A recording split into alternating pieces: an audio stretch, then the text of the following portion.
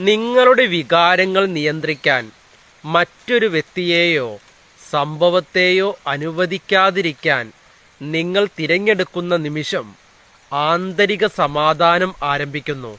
എന്താണ്? നിങ്ങളുടെ വികാരങ്ങൾ നിയന്ത്രിക്കാൻ മറ്റൊരു വ്യക്തിയെയോ സംഭവത്തെയോ അനുവദിക്കാതിരിക്കാൻ നിങ്ങൾ തിരഞ്ഞെടുക്കുന്ന നിമിഷം ആന്തരിക സമാധാനം ലഭിക്കുന്നു. ഫോർ എക്സാമ്പിൾ, നമ്മുടെ വികാരങ്ങളും അതുപോലെ നമ്മളിലുണ്ടാകുന്ന പല കാര്യങ്ങളും നിയന്ത്രിക്കാൻ മറ്റൊരാളെ നമ്മൾ ചുമതലപ്പെടുത്തരുത്.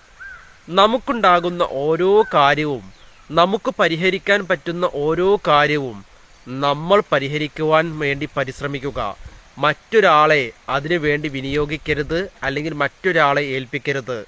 മറ്റൊരാളെ നിങ്ങൾക്ക് സമാധാനമുണ്ടാവാൻ വേണ്ടി നിങ്ങളിൽ നടക്കുന്ന പല സംഭവങ്ങളും അവരെ ഏൽപ്പിച്ചു കഴിഞ്ഞാൽ നിങ്ങളുടെ സമാധാനം അതോടുകൂടി നശിച്ചു പോകുകയേ ഉള്ളൂ.